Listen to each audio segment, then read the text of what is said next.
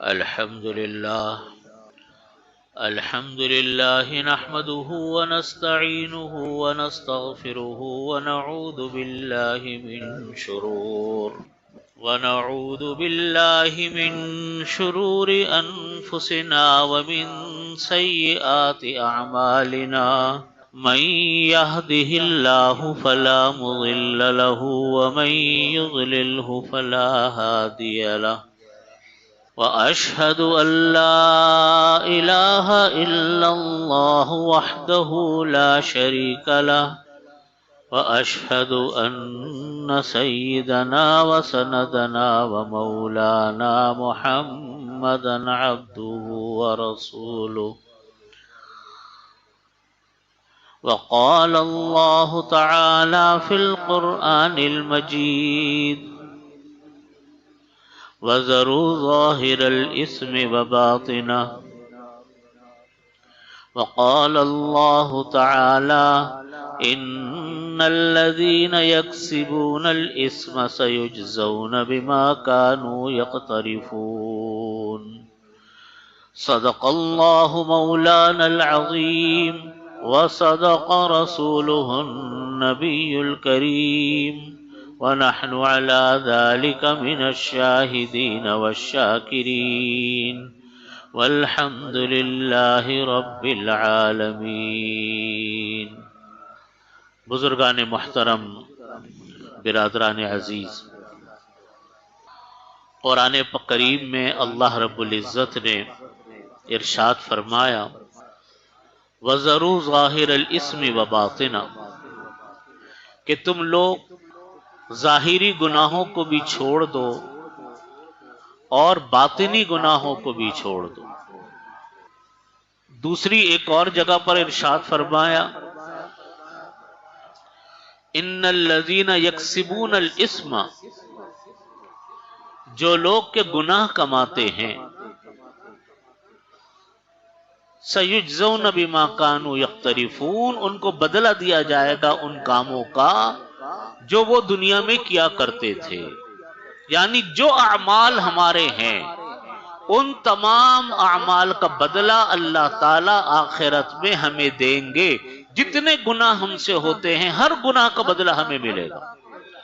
یہ نہیں ہو سکتا کہ ہم نے کوئی کام کیا ہو اور ہمیں نہ اس کا بدلہ ملے، الا یہ کہ اللہ اپنی رحمت سے، اپنے فضل سے اس کو معاف فرما دے۔ لیکن جو اعمال انسان کے ہیں ان اعمال کا بدلہ اللہ تعالیٰ کے ہاں انسان کو ملتا ہے۔ حضرت عبداللہ ابن عباس رضی اللہ عنہما، مشہور صحابی، حضرت عباس رضی اللہ عنہ کے صاحبزادے، یہ نبی کریم صلی اللہ علیہ وسلم کا جب وصال ہوا تو حضرت عبداللہ ابن عباس رضی اللہ عنہما 10 سال کے تھے، چھوٹے تھے، بچے تھے۔ ان کو نبی کریم صلی اللہ علیہ وسلم نے دعا دی تھی کہ اللہم فقہہ فی الدین، کہ اللہ ان کو دین کی فہم عطا فرما۔ تو اتنے بڑے امام بنے، مفسر قرآن ہیں، اور ہر جگہ کلام پاک کی تفسیر میں حضرت عبداللہ ابن عباس رضی اللہ عنہما کی تفسیر کا حوالہ آتا ہے۔ ان سے کسی نے پوچھا حضرت عبداللہ ابن عباس رضی اللہ عنہما سے کہ شیخ ایک بات بتائیے، انہ قال لہ رجل قلیل العمل قلیل الذنوب اعجب الیک کثیر العمل کثیر الذنوب قال لا اعدل بالسلام۔ حضرت عبداللہ ابن عباس رضی اللہ عنہ سے کسی نے پوچھا کہ شیخ ایک بات بتائیے کہ ایک انسان ہے نیک اعمال کم کرتا ہے لیکن گناہ بھی کم کرتا ہے۔ نیک اعمال سے مراد ہے کہ فرائض و واجبات تو پورے کیے، لیکن نفلی اعمال، نفلی کام اس کے کم ہیں اور گناہ بھی کم ہے۔ اعجب الیکا، وہ آپ کو زیادہ پسندیدہ ہے، او کثیر العمل کثیر الذنوب، وہ انسان جو عمل تو بہت کرتا ہے لیکن گناہ بھی بہت کرتا ہے۔ یعنی نفلی اعمال بھی بہت ہیں اور گناہ بھی بہت ہیں، کون ان میں سے زیادہ بہتر ہے؟ کہا کہ لا اعدل بالسلام، میں برابر نہیں سمجھتا اس انسان کو جو گناہ کم کرتا ہو. جو آدمی گناہ کم کرتا ہے، عمل بھی کم کرتا ہے، میں اس کو اس کے برابر نہیں سمجھتا. یعنی اس کا درجہ بہت بلند ہے گناہ کم کرنے والے آدمی. ہمارے ہاں تو لوگ یہ سمجھتے ہیں کہ جو آدمی نفلی نمازیں زیادہ پڑھتا ہو، ذکر اذکار زیادہ کرتا ہو، وہ سب سے بڑا نیک ہے. حضرت عبداللہ ابن عباس فرماتے ہیں کہ وہ انسان جس کے نفلی اعمال بھی کم ہیں اور گناہ بھی کم ہے، وہ اونچے درجے کا ہے بنسبت اس انسان کے کہ جس کے نفلی اعمال زیادہ ہیں اور گناہ بھی زیادہ. اس لیے میں بار بار یہاں پر اس مجمع میں نے یہ بات آپ کے سامنے بار بار عرض کی کہ دیکھیں، پہلے نمبر پر ترتیب یہ ہوتی ہے کہ پہلے نمبر پر ہوتے فرائض و واجبات، دوسرے نمبر پر گناہوں سے بچنا، تیسرے نمبر پر نفلی اعمال آتے ہیں. گناہوں سے بچنا کوئی معمولی بات نہیں ہے. جس طرح فرض کسی کام کو کرنے کا ہے، ہم کہتے ہیں نا فرض نماز کرنا ہے، روزہ کرنا ہے، اسی طرح بہت سارے اعمال وہ ہیں جن کو ہر صورت میں نہیں کرنا ہے. ان کو نہیں کرنا ہے کسی بھی قیمت کے اوپر. اگر خدا نخواستہ ہو جائیں تو پھر سب سے پہلی کوشش یہ ہونی چاہیے کہ اس گناہ سے کیسے معافی حاصل کی جائے. مثلا رشوت نہیں لینی ہے، سود نہیں لینا ہے، جھوٹ نہیں بولنا ہے، دھوکہ نہیں دینا ہے. یہ نہ کرنے والے اعمال ہیں، اور یہ کہنے کو لفظ میں بولنے میں بڑے ہلکے ہیں، لیکن یہ وہ گناہ ہیں جو انسان کے نام اعمال کو تباہ کرنے میں، انسان کے نام اعمال کو اکارت کرنے میں ان کا کوئی ثانی نہیں ہے. یہ ایسے ہی ایک انسان ادھر سے دولت کماتا رہے. کامیاب تاجر کون ہے؟ کامیاب گھریلو عورت کون ہے؟ وہ جو اپنے خرچ کو اور اپنے آمدنی کو بیلنس کر کے چلے. آپ تب سب جانتے ہو، سارے تاجروں کا مجمع ہے یہاں پر. جو دکاندار، جو فیکٹری والا، جو بزنس مین اپنے خرچ اور آمدنی کو بیلنس کر کے چلے کہ آمدنی زیادہ ہو اور خرچ کم، وہ کامیاب انسان ہے، اس کی کام چل جائے گا. لیکن اگر آپ جانتے ہو کہ اگر معاملہ الٹا ہو کہ آمدنی کیسی ہو، کم ہو، اور خرچہ کیا ہو، زیادہ ہو، کچھ دنوں بعد وہ انسان سڑک پہ آ جائے گا. ہے کہ نہیں ہے؟ یہ نیک اعمال ہماری آمدنی ہے، اور گناہ جو ہم کر رہے ہیں گویا کہ ہم اپنے نیک اعمال کو ضائع کر رہے ہیں، نکال رہے ہیں. اگر ہمارے گناہ زیادہ ہیں اور ہمارے نیک اعمال کم ہیں تو بتائیے کون خسارے میں، فائدے میں کون ہے؟ ایک انسان کماتا کم ہے لیکن خرچہ بھی کم کرتا ہے، وہ عافیت سے چل رہا ہے. ایک انسان زیادہ کما رہا ہے، زیادہ خرچ کر رہا ہے، وہ انسان بلا وجہ کی محنت کر رہا ہے. حضرت عبداللہ ابن عباس رضی اللہ عنہما یہی فرما رہے ہیں کہ دیکھو گناہوں سے بچو. یہ گناہ کی مثال میں مال کے ساتھ دے تو رہا ہوں لیکن فٹ نہیں آتی، اس لیے کہ گناہ صرف اپنے عمل میں گناہ نہیں ہوتے، بلکہ ان گناہوں کی جو نحوستیں ہیں، ان گناہوں کے جو وبال ہیں، ان گناہوں کے جو اثرات ہیں جو ہمارے اوپر پڑتے ہیں وہ بے شمار ہیں، وہ کوئی چھوٹے موٹے نہیں ہیں. اس لیے حضرت عبداللہ ابن عباس رضی اللہ عنہ فرماتے مومن کا حال یہ ہونا چاہیے کہ وہ سب سے زیادہ فکر اپنے گناہوں کی کرے فرائض سے واجبات کے بعد میں، کہ گناہ میں مبتلا تو نہیں ہو رہا ہوں. کیونکہ اللہ کو غضب کو دعوت دینے والی چیز، اللہ کی ناراضگی کو دعوت دینے والی چیز یہ گناہ اور معصیت ہے. اگر کمرے میں ایک انسان ہے، وہ طاقت کا ٹونک پیے اور ساتھ میں زہر بھی کھائے، وہ کوئی کہے کہ بھئی یہ کیا کر رہا ہو، کہہ رہا کوئی پریشانی کی بات نہیں، میں طاقت کا ٹونک بھی پی رہا ہوں، زہر بھی کھا رہا ہوں. تو طاقت کے ٹونک سے فائدہ ہونا کوئی یقینی نہیں، لیکن زہر اثر ضرور کر جائے گا. اگر اس زہر کا اثر پڑ گیا جسم کے اوپر تو سارے طاقت کے ٹونک ایک طرف، اس زہر کا قطرہ ایک طرف. بالکل یہ مثال فٹ آتی ہے ہمارے حالات کے اوپر. ایئر کنڈیشن چل رہا ہو اور کھڑکیاں کھلی پڑی ہوں کبھی کمرہ ٹھنڈا نہیں ہوگا. چلاتے رہیے ایئر کنڈیشن آپ، لیکن کمرے کے اندر وہ ٹھنڈک نہیں آئے گی جو آپ چاہتے ہو. اسی لیے یہ وہ حصہ ہے جس کی طرف آج ہم لوگوں کے دھیان بہت کم ہے. ہمارے ہاں جو دھیان ہے نا، جو ہمارا ماحول کی میں بات عرض کرتا ہوں، 90% لوگ اس کام میں مبتلا ہیں. نفلی کاموں پر تو ہمارا زور اتنا زیادہ ہے کہ فرض سے زیادہ ہم نے درجہ دیا ہوا ہے نفلی کاموں کو. مثلا جی شب برات آ رہی ہے تو جی یہ کرنا ہے، یہ کرنا ہے، یہ کرنا ہے، چاہے فرض نماز جماعت سے پڑھے یا نہ پڑھے، عشاء کی اور فجر کی، لیکن اس نے اس رات کو کام، اور راتوں میں یہ کام ضرور کرنا. عاشورہ آ گیا تو جی یہ کرنا ہے، وہ کرنا ہے، یہ دیکھ پکانی فلانا کرنا ہے، یہ کرنا. میرے بھائیوں یہ اعمال بہت بعد میں جانے والے کرنے والے اعمال ہیں، اور وہ بھی وہ جو سنت سے ثابت ہو. جو سنت سے ہی ثابت نہ ہو ان کی تو کوئی حیثیت ہی نہیں. ہمارا مجموعی ماحول نفلی عبادات کی طرف زور کا ہے.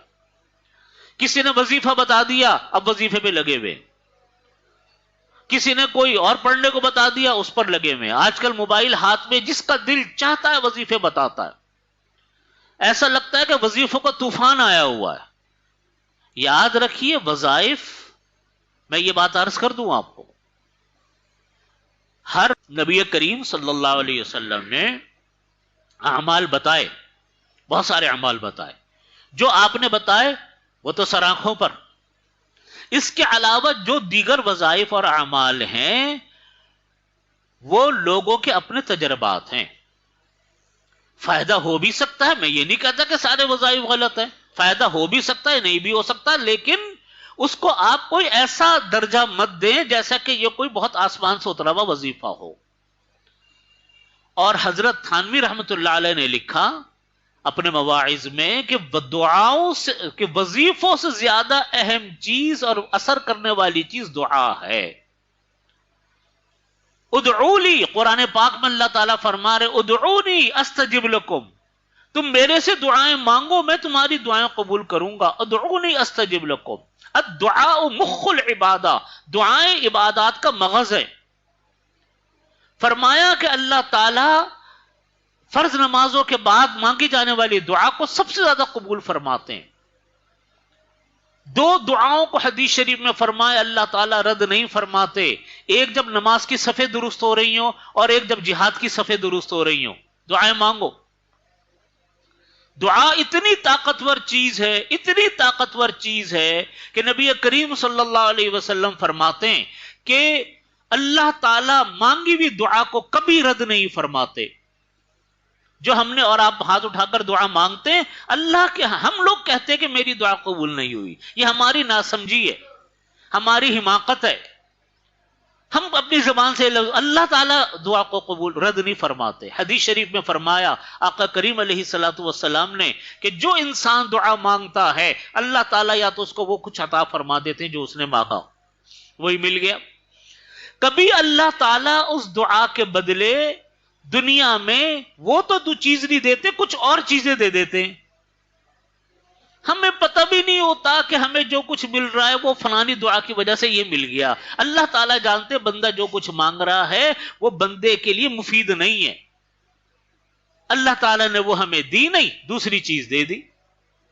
کبھی اللہ تعالیٰ دنیا میں نہ وہ دعا قبول فرماتے نہ اس کا بدلہ دنیا میں دیتے ہیں، بلکہ آخرت کے لیے اٹھا کر اس دعا کو ذخیرہ فرما دیتے ہیں کہ بندہ میرے پاس آئے گا، اس نے میرے سے مانگا تھا، چلو میں نے وہاں نہیں دیا، وہ اللہ کی حکمت، اللہ کی مصلحت ہے، چلو میں یہاں بندے کو دیتا ہوں. میں اپنی طرف سے یہ بات عرض کرتا ہوں کہ ہم لوگ جب دیکھیں گے اچھا جی ہماری مانگی ہوئی دعاؤں کو کے قبول نہ ہونے کی وجہ سے اللہ نے ہمیں آخرت میں یہ کچھ دیا، تو شاید بندہ یہ کہتا کہ اللہ دعائی نہ قبول کرتے دنیا میں. آخرت کی نعمت، دنیا میں تو جو نعمت ہے دنیا کے ساتھ ختم ہو جانی ہے، لیکن آخرت تو کبھی ختم نہیں ہونی، وہاں تو ہر چیز باقی رہنی ہے. ان الآخرت خیر و ابقا، آخرت تو ہمیشہ، بے شک وہ بہترین چیز اور ہمیشہ باقی رہنے والی چیز ہے. تو دعا یہ ایسی، یہ تو دعائیں بڑی اہم چیز ہیں. وظیفہ ہوتے ہیں، یہ نہیں ہے کہ وظیفہ میں کہتا ہوں بیکار ہے، بیکار نہیں میں کہتا، لیکن میں یہ کہتا ہوں کہ وظیفے کا نمبر دعاؤں کے بعد آتا ہے. اور ہر کام کے لیے وظیفہ نہیں ہوتا. اگر ہر سارے مسئلے وظیفوں سے حل ہوتے تو میرے آقا اتنی مشقت والی زندگی نہ اٹھاتے. جہاد میں بھی جا رہے ہیں، لڑ بھی رہے ہیں، جانوں کے نذرانے بھی پیش ہو رہے ہیں، خود بھی جہاد میں زخمی ہو رہے ہیں، اور صحابہ کرام کی لاشیں آ رہی ہے، میتیں آ رہی ہیں، شہادتیں ہو رہی ہیں، فتح بھی ہو رہی ہے، نقصان بھی ہو رہا ہے، شکستیں بھی ہو رہی ہیں، سب ہو رہا ہے. صرف وظیفوں سے تو کام نہیں چلتا، بلکہ محنت بھی کرنی پڑتی ہے. ہمارے ہاں کا ماحول یہ کہ سارے گناہ کرتے رہو، کوئی گناہ نہ چھوڑو اپنا. بے پردگی ہے تو کرتے رہو، گانے ہیں تو سنتے رہو، فلمیں ہیں تو دیکھتے رہو، سود ہے تو لیتے رہو، رشوت ہے تو دیتے رہو، لیتے رہو، اور سارے کام کر کے آخر میں وظیفہ کرنے بیٹھ جاؤ.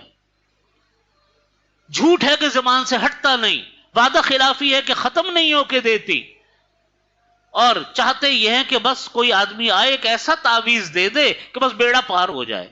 میرے بھائیو، اس طرح دنیا زندگی نہیں چلا کرتی. اللہ تعالیٰ کے احکامات چاہے کرنے کے ہوں چاہے نہ کرنے والے احکامات، اس کا بڑا وزن ہے اللہ کے ہاں، اس کی بڑی اہمیت ہے اللہ کے ہاں. ہم جب کوئی اللہ کا حکم توڑتے ہیں حقیقت میں اپنے رب کی نافرمانی کر رہے ہوتے ہیں. گناہ کس چیز کا نام ہے؟ نافرمانی کا، احسان فراموشی کا. میرا مالک، میرا رازق، میرا رب، میرا خالق، مجھے زندگی دینے والا، مجھے موت دینے والا، ہمیں صحت دینے والا، ہمیں بیماریاں دینے والا، ہمیں رزق دینے والا، ہمارے لیے رزق پیدا کرنے والا، سب اللہ ہے. ملازمت اور بندگی دونوں الگ الگ چیزیں. ملازمت تو 8 گھنٹے کی ہوتی ہے اور کچھ کاموں کی ہوتی ہے. جب انسان کسی کو ملازم رکھتا ہے نا تو پابندیاں لگاتا ہے کہ آپ نے یہ بھی کرنا ہوگا، آپ نے یہ بھی کرنا ہوگا، یہ ہمارے رولز ریگولیشن ہے، یہ ہمارے قانون ہے، یہ ہمارے ضابطے ہیں. 8-10 گھنٹے کے لیے اس نے اتنا بڑا پیپر بنایا ہوا ہوتا ہے کہ یہ میرے قاعدے ضابطے ہیں. رات کو تو ملازمت نہیں ہوتی، چھٹی کے وقت میں تو ملازمت نہیں ہوتی، لیکن میرا رب، میرا خالق، میرا مالک، یہ تو پیدا ہونے سے پہلے سے لے کر مرنے کے بعد تک وہ ہمارا رب ہے، ہمیشہ کے لیے ہمارا رب ہے، ہمارا خالق ہے. اس نے ہمیں قانون ضابطہ دیا، اس نے ہمیں حکم دیا کہ تم یہ کام کرو، یہ کام مت کرو. ہم جب اتنے بڑے خالق اور محسن، جس کے لیے ہم ہر سیکنڈ، ہر لہجہ اس کے محتاج ہیں، جب ہم اس کے حکم کو توڑتے ہیں حقیقت میں اس کی نافرمانی کر رہے ہوتے ہیں، حقیقت میں اس کی احسان فراموشی کر رہے ہوتے ہیں.